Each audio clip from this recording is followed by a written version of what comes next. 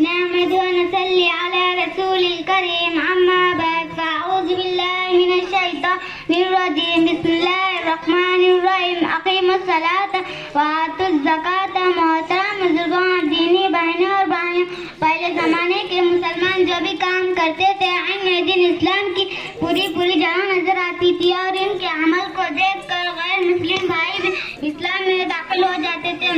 وہ ہر موقع پر اللہ کے حکموں میں پر یہی عمل کرتے تھے۔ اللہ کے حکموں میں کامیابیاں، حفاظت، سکون اس بات کا ان کو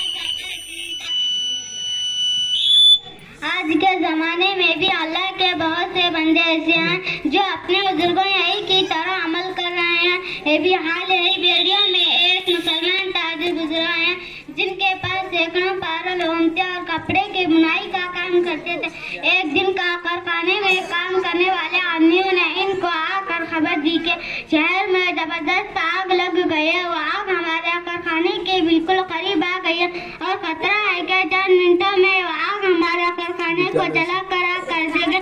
شیخ صاحب اطمینان بیٹھے رہیں اور کہا کہ فکر نہ کرو، آگے انشاءاللہ ہمارے کارخانے کو نہیں چھوڑے گی۔ کام کرنے والے اپنے طرف سے پوری حفاظت کا بندوبست کرتے رہے لیکن آگ چیخیں بڑھتے جا رہی تھی۔ کچھ دیر کے بعد ملازمین نے آ کر خبر دی کہ واقعہ کارخانے میں موجود کپڑے اور دیگر سامانوں پر آگ کا کوئی اثر نہ ہو، جبکہ اس کے آس پاس کے مکانات اور کارخانے بری طرح جل گئے۔ شیخ صاحب نے اللہ کا شکر ادا کیا اور کہا کہ میں اپنے مال کے ساتھ زکات نکال دیتی ہوں، زکات نکلنے سے مال محفوظ ہو جاتا ہے۔ اس پر میرا پکا یقین ہے، اس لیے آگ ہمارے کارخانے کو جلا نہ سکی۔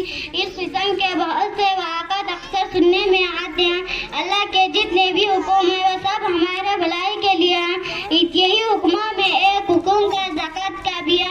زکات ہر اس مسلمان پر فرض ہے جس کے پاس 7.5 تولہ سونا، 52 تولہ چاندی ہو یا اس کے برابر مال ہو یا سامان تجارت ہو، سال بھر اس کا مالک بنا رہے۔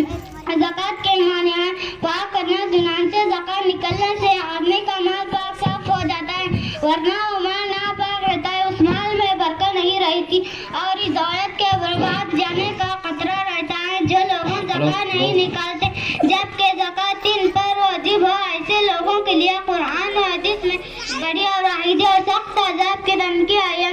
لیکن آج مسلمان کے دل میں دنیا کی محبت بس گئی ہے اور دولت کے محبت میں پھنسا ہوا ہے۔ بہت کم مالدار مسلمان ایسے ہیں جو صحیح زکات حساب کر کے نکالتے ہیں، بس یوں ہی اندازہ سے تھوڑی بہت رقم نکال کر مانگنے والوں کو بانٹ دیتے ہیں۔ اگر صحیح معنوں میں حساب لگا کر نکالی جائے اور زکات حاصل کرنے اور تقسیم کرنے کا سمائی نظام ہو تو انشاءاللہ غریبی بروزگاری دور ہو جائے گی اور کوئی آدمی محتاج نہیں رہے گا۔ سب لوگ خوشحال آپس میں محبت اور حضور صلی اللہ علیہ وسلم اور صحابہ کرام کے مبارک زمانے میں زکات کی ادائیگی پوری ہو رہی تھی، بلکہ بعض لوگ مقدار واجب سے بھی زیادہ زکات خوش دلی کے ساتھ ادا کرنے کی کوشش کرتے تھے۔ چنانچہ اس زمانے میں سب مالدار ہو گئے تھے اور ایسے آدمی کا ملنا مشکل ہو گیا تھا جو زکات کی رقم دینے کا حقدار ہو۔ کاش کے دن پھر آئے، اللہ تعالیٰ ہم کو صحیح طریقے سے زکات نکلنے اور تقسیم کرنے کی توفیق عطا فرمائے۔ آمین۔ السلام علیکم و رحمۃ اللہ وبرکاتہ۔